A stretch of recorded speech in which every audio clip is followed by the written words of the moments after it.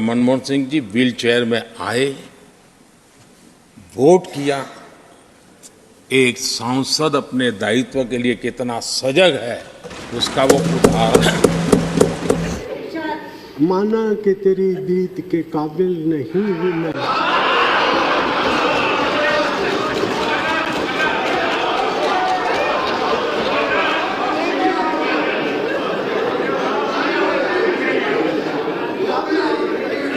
माना कि तेरी दीद के काबिल नहीं हूं मैं।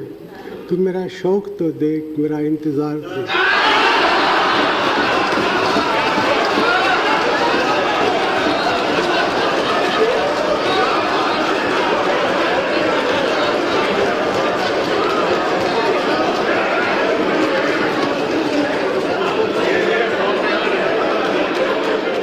नियति को आकार दिया है, लेकिन उनमें से एक व्यक्ति बाहर खड़ा था, अपनी वाक्पटुता के लिए नहीं, बल्कि अपनी शांत बुद्धि, गहरी बुद्धि और परिवर्तनकारी दृष्टि के लिए।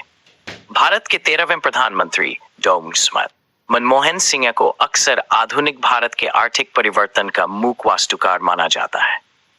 26 सितंबर 1932 को वर्तमान पाकिस्तान के छोटे से गांव गाह में जन्मे मनमोहन सिन्हा की सत्ता के गलियारों तक की यात्रा लचीलेपन में से एक थी।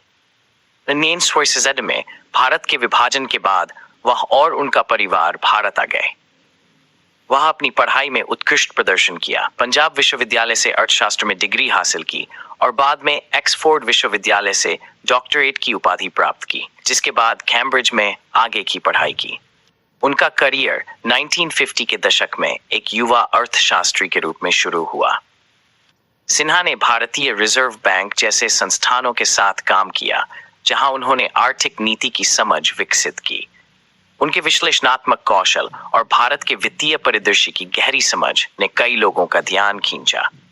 1990 में भारत को आर्थिक संकट का सामना करना पड़ा। विदेशी मुद्रा भंडार अब तक के सबसे निचले स्तर पर था, मुद्रास्फीति बढ़ रही थी और देश वित्तीय पतन के कगार पर था। इसी महत्वपूर्ण क्षण में तत्कालीन वित्त मंत्री डॉक्टर मनमोहन सिंह ने व्यापक आर्थिक सुधारों का प्रस्ताव रखा, जो भारत का चेहरा हमेशा के लिए बदल देगा। 2004 में एक अर्थशास्त्री और एक नीति निर्माता के रूप में वर्षों तक सेवा करने के बाद डॉ. मनमोहन सिंह को भारत का प्रधानमंत्री नियुक्त किया गया। माना कि तेरी दीद के काबिल नहीं।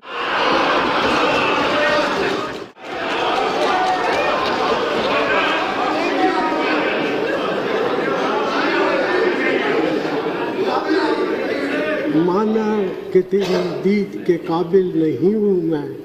तू मेरा शौक तो देख, मेरा इंतजार देख।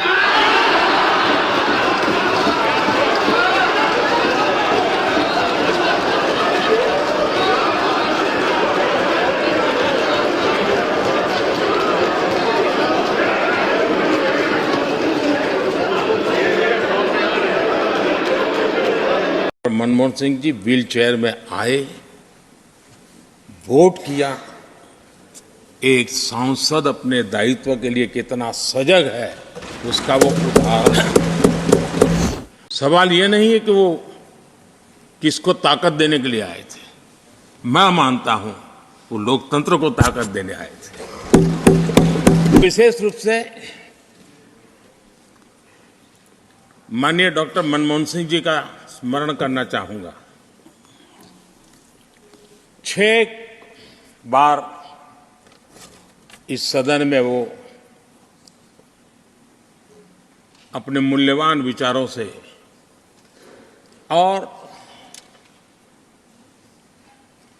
नेता के रूप में भी और प्रतिपक्ष में भी नेता के रूप में उनका बहुत बड़ा योगदान रहा है। वैचारिक मतभेद, कभी बहस में छिटाकशी, वो तो बहुत अल्पकालीन होता है, लेकिन इतने लंबे अरसे तक जिस प्रकार से उन्होंने इस सदन का मार्गदर्शन किया है, देश का मार्गदर्शन किया है,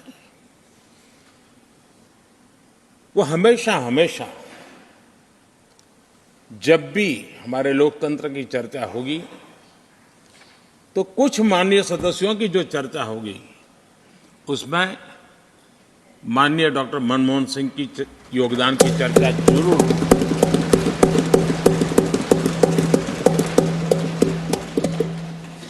और मैं सभी सांसदों से, चाहे इस सदन में हो या उस सदन में हो, जो आज है वो शायद भविष्य में आने वाले हो, मैं उनसे जरूर कहूंगा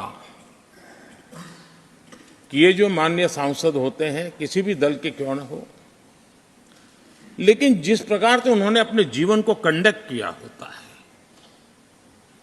जिस प्रकार की प्रतिभा के दर्शन उन्होंने अपने कार्यकाल में कराए होते हैं, उसका हमने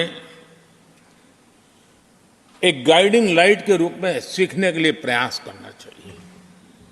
मुझे याद है उस सदन के अंदर लास्ट कुछ दिनों में एक वोटिंग का अवसर था, विषय तो मैं छूट गया मेरा, लेकिन पता था कि विजय ट्रेजरी बैंक की होने वाली है। अंतर भी बहुत था, लेकिन doctor Manmohan Singh ji wheel chair में आए, वोट किया। एक सांसद अपने दायित्व के लिए कितना सजग है उसका वो उदाहरण, वो